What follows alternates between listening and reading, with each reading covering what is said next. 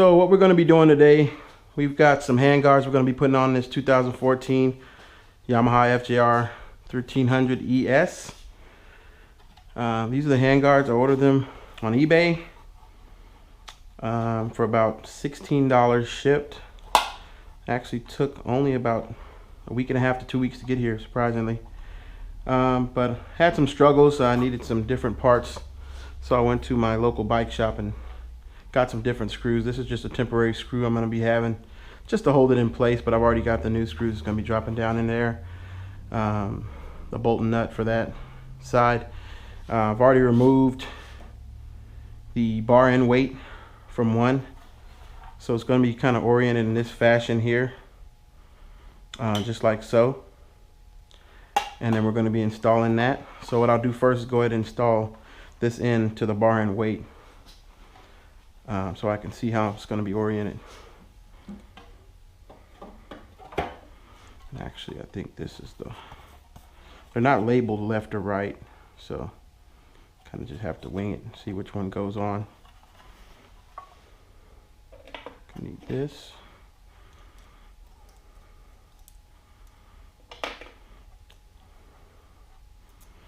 I'm just going to put these on, not too tight, just hand tighten, and then I'll go back and put some thread lock on there.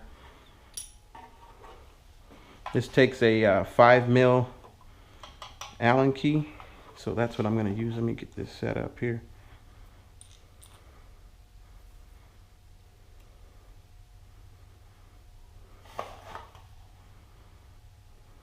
It looks like that's going to be the right side. Let's get this just started here. I don't want to force that in there. I believe it's the correct thread pitch.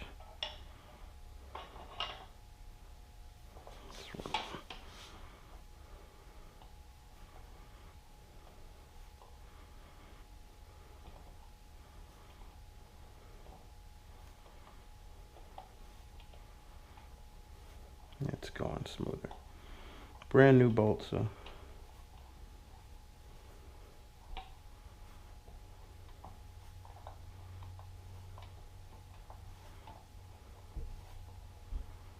Okay, we don't want to put that in with too much force because we want to be able to maneuver this around where we need it.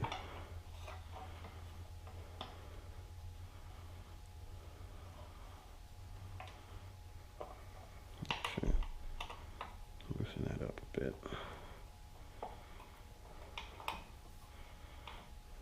And the kit comes with spacers, but I just don't like the way they look, and I'm trying not to use it if I don't have to. So that's going to set up just about right. No contact from the brake. So let's go ahead and remove this screw, and then we'll I'll scratch the paint. We'll get that completed. There's my tool here. Just back this all the way out.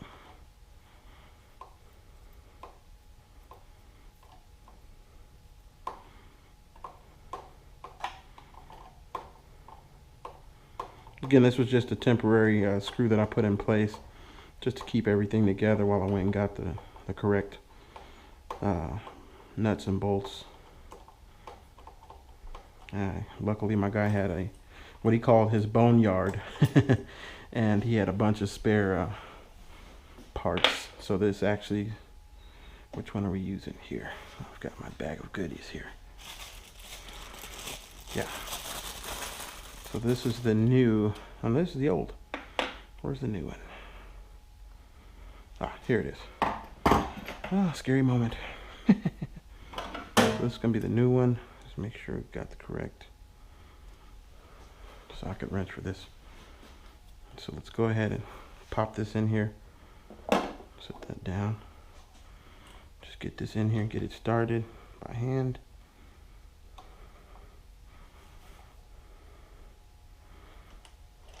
First, I'm gonna make sure we don't need any washers or anything. I think we are gonna need a washer for that. Just look at that. Yeah. So also was prepared for that. So I've got some washers on standby here.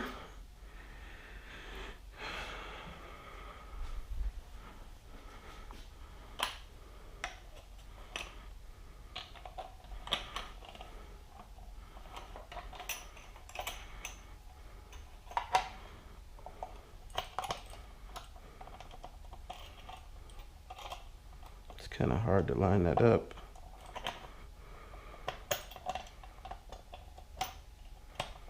That helps a little bit. There we go. Wow.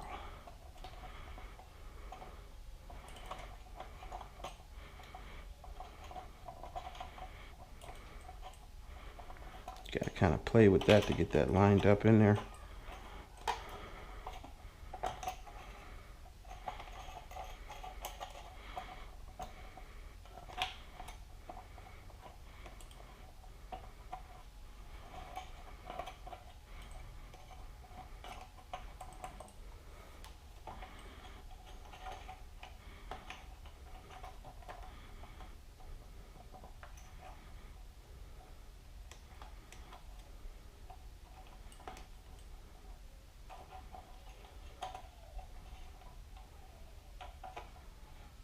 Feels like that's in. Okay.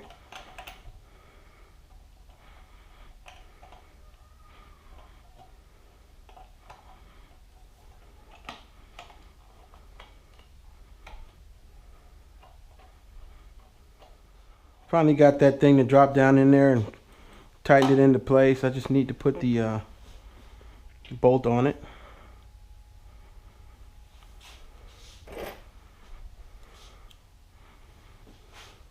Tighten it down. It's gonna be right in here.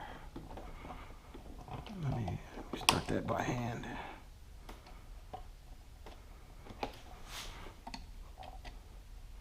I can't give you a good angle on it. It's down there underneath. I'm just gonna start it by hand and then I'll tighten that up. Don't want to over tighten these either. Just hand tighten. Good and tight, just like that. Looks like we got one side on. I'll just tighten down the bar end. Wait, and we'll move to the other side.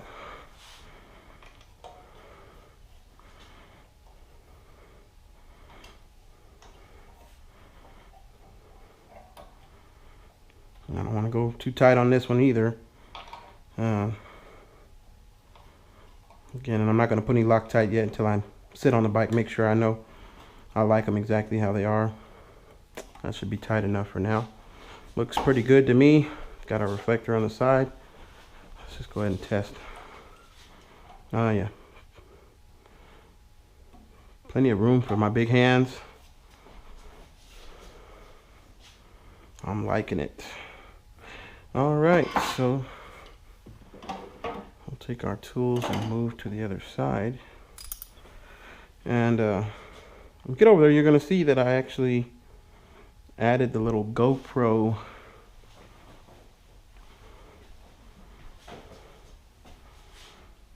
this is the M10 by 1.25 millimeter RAM ball that I had installed last week, and I'm actually going to be using that to retain this side, so I'm going to need to go ahead and remove that. And the thing about this design, and a lot of people complain about, is that it doesn't have anything to tighten or loosen the ball. I've got it on there pretty good, as you can see, and I don't even have any Loctite on it. It's pretty hard to get off, so I'm going to show you a little trick that I use to get that off.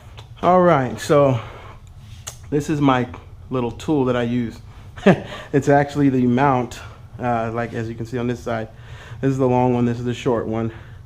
So this is what I use to actually tighten and loosen the RAM ball. So we just simply put that on there, tighten it down, and then just twist it right off. Comes right off really easy, but at the same time, without this tool, it's kind of hard to get a grip on that. And I mean, if you're worried about this thing loosening up from vibes, it's kind of unlikely, especially if you've got something mounted to it. You can kind of tell if it's, you know, spinning or twisting off.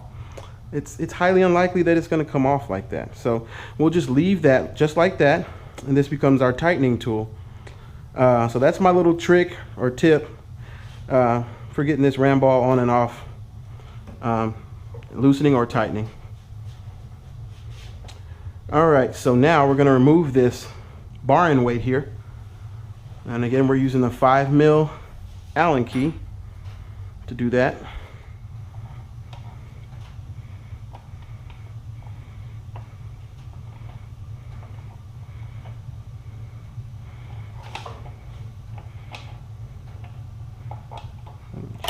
Again, I don't want to scratch anything. Just gonna rest that. Start working this in here.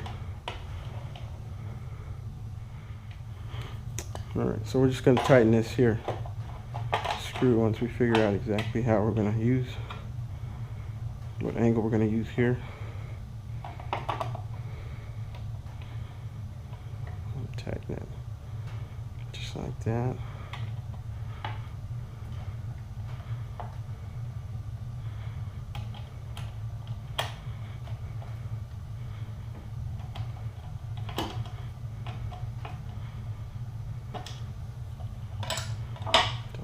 Tighten it, might need to move it slightly.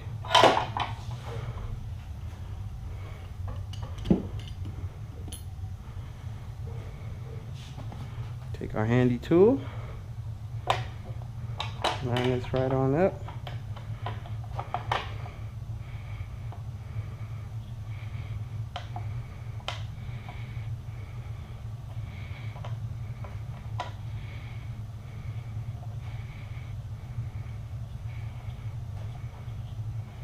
There we go. Looking good, looking good.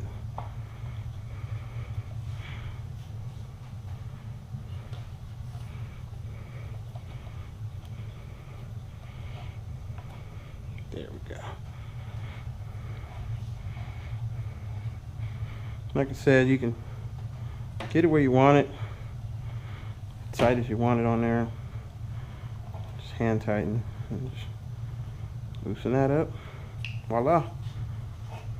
There you go. Now I'll finish this bar end here that's giving me some trouble.